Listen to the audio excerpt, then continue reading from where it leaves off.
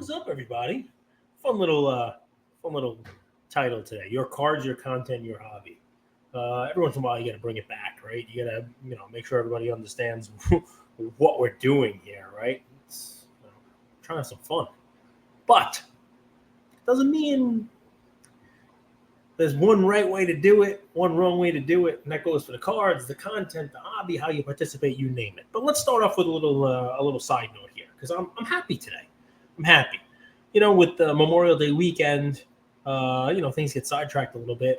I think I mentioned on here that I won something on Heritage Auctions, and I went to the post office yesterday, Tuesday, after the long weekend, and sent my check. Yeah, I still pay my check on some auctions, but I sent my check, tracking the whole deal, so that they're going to get it. And I got an email about an hour ago from Heritage saying my item shipped. And I'm like, that's fast, New York to Texas. And I checked the tracking, and sure enough, the check is supposed to arrive tomorrow. So doing the right thing here, I want to make sure I call Heritage and, I give them my ID number and I get them on the phone and they say, thanks for calling. If you don't mind, give us the tracking number. But, sometimes we do ship these things. We check the bidder history. And if you have a good bidder history, sometimes we'll ship these things out knowing that you're going to pay. That made me smile. That was like a hobby pat on the back. Thank you, Heritage. Made me feel good about myself. Like I'm a dependable person. I'm a dependable guy. And sometimes the hobby doesn't have dependable guys in it. Maybe we could use some more dependable guys and gals. And, instead of getting what I would call the opposite of dependable guys and gals, let me tell you a little fun little story because I'm hearing a lot more of this. All right, a lot more of this. So I sold this card 2 weeks ago. It passed authentication. The buyer decides he, quote, didn't know it wasn't autographed and is now able to return it. What's the point of having that loophole in the authentication process? This is something that was authenticated. Crazy, right? Crazy stuff. A lot of clowns, a lot of bad actors. The best part is that now that eBay has accepted this as a reason for a return, you could probably guess whose card it is, right? You could probably guess who the athlete is. We're in the NBA playoffs here after all. Maybe. Who knows? The best part is that now he has 3 weeks to ship it back. And the original seller has to wait for it to be re-authenticated from that end to ensure that it's not damaged or altered. So this guy can actually shop it around for a couple of weeks and ship it if he doesn't get a bite. Pretty crazy, right? Used to be, eBay authenticated it, done, finished. But now, even after eBay authenticates the card and it goes, you still have to worry about a return coming. Comments I got on this in one of my groups: I've had an increasing amount of shill bidding non-payers on my auctions and, quote, clowns returning items claiming they were damaged in the past couple months. Never had problems with returns before, but seem to have a lot now. Not just doesn't speak for everybody, doesn't speak for all the stuff that's going on out there, but it's funny because I felt like a little pat on the back. I got a little like hobby good guy, but we're hearing a lot of not hobby good guys. Lamine James posted recently. He had he does great eBay stuff. Check his page out, guys. New little what do you call that? An avatar? I don't even know what they call it. His logo, new logo. It just says LMJ.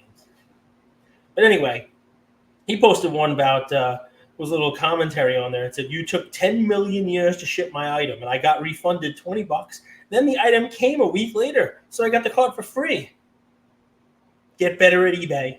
There were some choice words in there also, but it's funny stuff because it just kind of goes along with when the going is good, people kind of behave differently, and when the going is not so good, and there's not as easy money, let's call it, the shenanigans kind of come out. The shenanigans come all over the place. And it kind of leads me to, the your cards, your content, your hobby title. Your content for a second. My content's kind of all over the place. I come on here a couple times a week and I just kind of tell you how I'm feeling, tell you what I bought, tell you what I feel about the hobby. And I'm gonna tell you, towards the end of this, we'll keep it short, but about my purchases from the last week and what I think about them. And sometimes I feel like an idiot, but it is what it is. But the content, when times are like this, and there's ups and there's downs and there's all kinds of stuff going on, you need a lot of different content. And I get messages because, trust me, there are people who I am friendly with in the hobby. There are people who I am, do business with in the hobby. People who want to see me succeed. People that people I've been friends with for years. And after I do content that's sort of, I'm going to call it negative. I try not to be negative. Sometimes it's realistic and it comes off with sort of a dark spin. I get called Cage the Curmudgeon every once in a while. But I get messages all the time from folks basically saying like, hey, you should keep the content more positive. You probably get more sponsors, or, you should keep the content more positive. It'll probably be better. People will like it more. And I'm like, all right, but I'm just kind of coming on here and being honest, right? I think a lot of people are, my friend AIH, I say friend almost tongue in cheek because he and I very rarely agree on stuff. He mentioned me in one of his recent videos, which is weird. The two of us kind of falling on the same page. Now, I don't love the content of, hey, I'm asking questions, but sometimes you need to ask questions, even if there's not going to be an answer, right? And sometimes when the hobby is giving you a lot of private deals, when the hobby is giving you a lot of, interesting stuff that goes on, all you have are those questions to ask. All you have are the ability to just, make sure that you are asking questions, because there he is. It's Pele jersey over here. Because, if you're not asking, who's going to ask questions about it? And you know what? Most of the time when questions are asked, you get to the bottom of it, you get a little additional information. And if everything's above board, everything's above board. It is what it is. But it's more than that, right? That's just one type of content. I recently spoke with Dr. Beckett, and jumped on an episode with him. I would love to be a guest on anybody else's. People for a while that people were asking me, you want me to come on your episode, your podcast? Ask away. As long as we're not getting into the craziness, don't get too crazy with me. Don't expect me to be too crazy. But, I love chatting with people about the hobby. I love being put on the spot. I love it, being asked questions. I love that stuff. But as far as the content goes, right, I think it's what keeps it fun. It's what keeps it interesting. It's the same thing as cards, right? And it can't just be positive all the time, right? Not everybody loves the same type of cards, right? Some people will try to shove 90s basketball inserts down your face. Some people think we should only collect Michael Jordan cards and nothing else. I've been annoyed by a lot of those people recently, even though I think Jordan is the greatest. Some people like vintage cards. You can like more than one. Same thing with your content, right? If the sports card radio guys are your Thursday night guilty pleasure, like they are for me every Thursday night, you can still watch hobby positivity stuff. You can still watch, auction recaps by Jay Lee, and you can still watch Cajun Cardboard's, Michael Jordan hierarchies, and you can still watch all the content that's out there that you want. Your cards, your content. Collect what you want, watch what you want, listen to what you want, because that's the only way you're going to stay. That's the only way you're going to get the most out of this space. It's the only way it's going to be the escape that you want it to be. And if you're making content, make that content that you want to make. Talk your talk. Ask your questions. And don't let anybody tell you that the only way to do it is to be positive. If you see something that doesn't look right, call it out. Ask questions. If you see something that looks great, hey, heritage, little pat on the back. I'm going to say, nice job. Look at that. But maybe we should work some 30 seconds in for some pats on the back. PSA, and they're making it easier to submit. I've submitted and got a return once a month, every month so far this year, and we're about to hit June, and I dropped another package off yesterday. I've gotten cards back every month so far this year. It makes it pretty easy. I saw they just had a drop-off event in China. I think they have a drop-off card event this Saturday, June 1st, at Bleecker Trading in New York City. I'm sure that's going to be packed. Go ahead and go there. Makes it easy. Just drop your cards off instead of having to put them in the mail. Check availability and stuff there. But talk about like the ease of use. It's getting pretty easy to send your cards. Lots of good specials. I took advantage of the specials. I mailed out a lot of cards yesterday. a Star Wars special I'm putting together. Got a Pokemon special I'm putting together. This was a sports and non-sports combined that I sent off yesterday. Makes it easy, not that expensive. And if I'm getting the stuff back in 30 to 45 days and paying basically $15 for a grade, I'm going to say something that sounds a little, people won't like this because no one loves monopolies, but why use anybody else? Seriously, why use anybody else? I love Beckett. Beckett's ingrained, it's woven into the fabric of the hobby and in my collector journey for decades. But it's going to cost more money, and it's going to get back in the same, if not more amount of time, and the secondary market's not going to be as much. SGC does not have the turnaround times that they used to have. I think they would tell you that themselves, and they definitely don't have the secondary, and it's not really worth talking about anybody else from a grading perspective. So give PSA some kudos. I mean, a lot of times when you are far and away the leader and you're doing 10 times the volume of anybody else, you kind of rest on that. Maybe you slow it down. Maybe you raise prices. Maybe you don't care if you lose a little bit of your customers. They're going the other direction. They're making it as easy as they can to grade. And guys, here I am giving kudos. I don't get $1 from PSA. I never have, not in my life. I've got money from a lot of other grading companies, but not PSA. But I use them. I use them a lot. And, you know, I have no reservations about, you know, the service that they provide. Every once in a while, I don't love my grades. Couple things on the card front. I paid for a Montgomery Club membership this year. You know what that is? That's the Topps Montgomery Club, to give me access to card items that, you know, I might not be able to buy unless I was a member of the Montgomery Club. And I guess if I were breaking, you know, if I were, you know, buying these things and breaking and trying to make a couple $100 here and there, it would make sense. I had to pay for this. I forget how much it was, 200 something bucks. I don't even remember how much it was. I think it was like around there, $200, maybe $250, maybe $150. I don't remember. I could look it up. I probably should have had that ready. But I bought this membership, my first time ever buying it. A couple of people who listened to the show said, you got to buy this. It's definitely worth it. You'll make your money back on, you know, one or two of these releases. The first release that I bought was an F1 Sapphire. That was the first one that was available to me a couple months ago. And I got a box, and it's, you know, there's like 30-something, 40 cards in there. It's nothing. It's a couple packs, you know, and it was a lot of money. It was almost $300, I think, for the box, maybe even more, because I'm in New York and I got to pay, you know, shipping and tax and all of this stuff. And I don't even really like F1. I mean, I got one good card. You have to work. Right? I got one decent card. It was one of these Sapphire selections of Verstappen. I graded it. I got a 10, and I'm selling it. I probably will do okay. That might not cover the whole price of the box, but when one card is going to get you most of it back, you can't really complain about that. You guys know I love to complain about wax, and I will in a couple minutes about last week's purchase from my LCS. But the next one was Phantom Menace Sapphire for Star Wars, and it was expensive.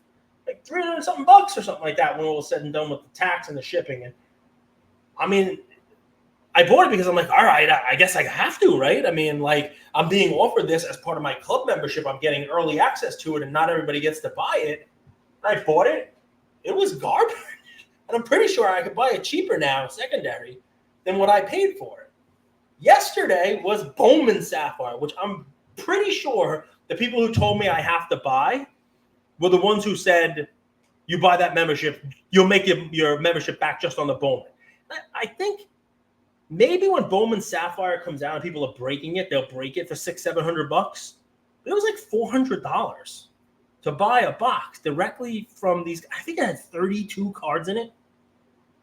It was basically $15 a card after tax and everything for me.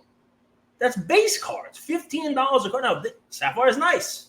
That's a nice looking card. I like it. I don't really get an opportunity to buy it from my LCS, so this membership club is the only way to buy it. I have not purchased it yet. For all I know, my window might have closed. I might not be able to buy it. It was yesterday. I haven't even looked because I feel like the first two did not give me the value that I would have wanted from a box, that I didn't buy this. I didn't use my one box allotment and pay almost $500 with tax and shipping and the whole deal to get a box. Maybe I'm an idiot. Or maybe that Montgomery Club, the pricing has gone up every single year of what they're offering to people, and maybe the value is just not there. I guess maybe in a week or 2 or 3 when that product releases and I see people breaking it for $700, $800 a box, I'll understand why people said it was something you have to buy, and maybe I'll feel stupid for not buying it. I doubt it. Because that's expensive. 32 cards, basically $500. That's a lot. That's not good. And on the other end of the spectrum, I'll give some equal annoyance.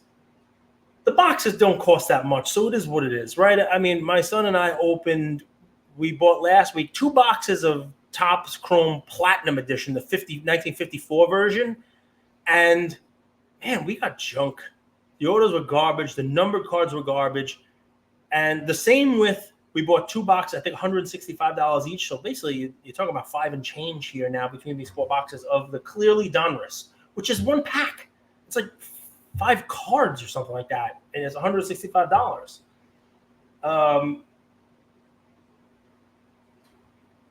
It's tough because you're watching the breakers open this stuff, and it's the same refrain, right?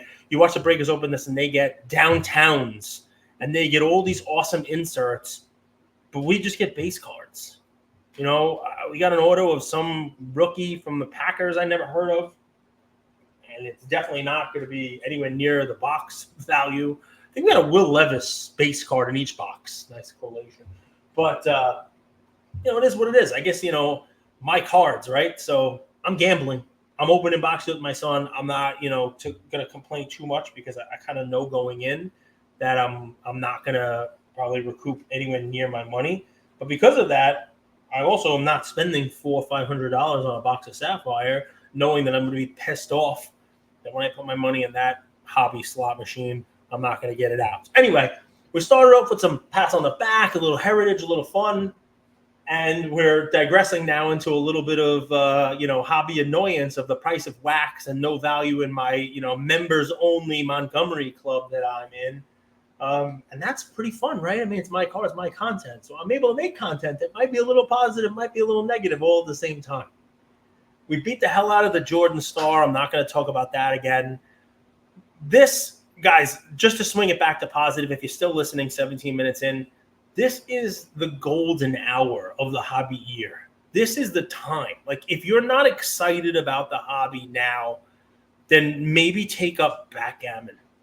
All right? Because we're about to have the NBA Finals, right? The weather's getting warmer. The NBA Finals are going to have elite young players in it, a new rotation, a new crop. You got Tatum and Brown from the Celtics, most likely Luka and Kyrie coming in from Dallas, although it's very possible, of course, that Minnesota makes a comeback here. As I record this, it's a 3-1 series with Minnesota fighting off elimination last night. Never made against Backer.